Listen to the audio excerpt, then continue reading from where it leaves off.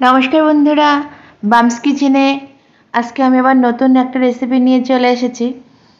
তো আজকে কি দিয়ে রেসিপিটা আর কি বানাবো সেটা তো দেখতেই পাচ্ছেন। এই চিংড়ি মাছগুলো আমার মাসির বাড়ি থেকে পাঠিয়েছে।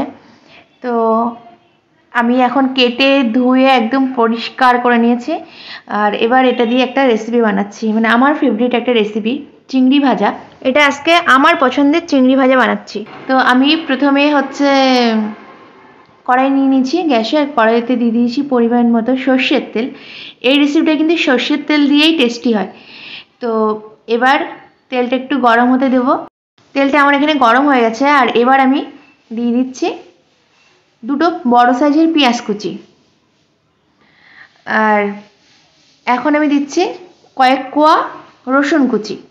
কিছু কিছু রেসিপি হয় না একদম ইজি অথচ খুব টেস্টি, আর এটাও তেমনি, মানে আমার তো খুবই ভালো লাগে এটা খেতে। মানে এটা ভাত বা রুটির সাথেও খাওয়া যাবে, ভাতের সাথে তো বেশি সুন্দর লাগে। আমি এখন পেঁয়াজ আর রসুনটাকে একটু হালকা ভেজে নিচ্ছি। এবার এর মধ্যে দিয়ে দিচ্ছি কয়েকটা চেরা কাঁচা লঙ্কা। আর আমার পছন্দ একটু ঝাল ঝাল, সেজন্য একটু বেশি করে আর কি কাঁচা লঙ্কা দিয়ে দিলাম। গরম ভাতের সাথে ঝাল ঝাল চিংড়ি ভাজা, আহ কি যে দারুণ লাগে কি বলবো। আজকে চিংড়ির পরিমাণটা অনেক বেশি বাড়িতে, তো আমি কয়েকটা চিংড়ি মাছ আর কি হেডলেস করে রেখে দিয়েছিলাম, মানে মাথাবিহীন চিংড়ি। তার কারণ হচ্ছে এই রেসিপিটা মাথাবিহীন চিংড়ি দিয়ে বেশি ভালো লাগে। তো আমি মাথা বাদ দিয়ে কতগুলো চিংড়ি আর কি কেটে রেখেছিলাম। তো সেই চিংড়ি মাছগুলো এখন আলাদা করে নিচ্ছি। এখানে মোটামুটি আমি 250 গ্রাম মতো চিংড়ি মাছ মানে খোসা ছাড়িয়ে আর একদম মাথা বাদ দিয়ে আর কি রেখেছিলাম, সেটাই এখন আলাদা করে নিলাম। এগুলি এবার আমি কড়াইতে দিয়ে দেবো। এদিকে পেঁয়াজ আর লঙ্কা আর রসুনটা অল্প অল্প ভাজা হয়ে গেছে। পেঁয়াজ আর রসুনটা কিন্তু বেশি ভেজে নেওয়া যাবে না, কারণ চিংড়ির সাথেও এটা ভাজা হবে।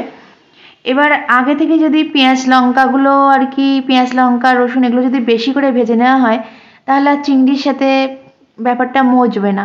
সেই জন্য ওটা একটু মশলাগুলো একটু অল্প ভাজা করে নিতে হবে, আর তারপরে চিংড়ির সাথে এটা কিন্তু ভাজা হবে। এবার দিয়ে দিচ্ছি স্বাদ অনুযায়ী লবণ, আর এখন দিয়ে দিচ্ছি পরিমাণ মতো হলুদ গুঁড়ো। আমি কিন্তু এর মধ্যে আর কোনো মশলা অ্যাড করব না, যা দেওয়ার সমস্ত কিছু দেয়া হয়ে গেছে।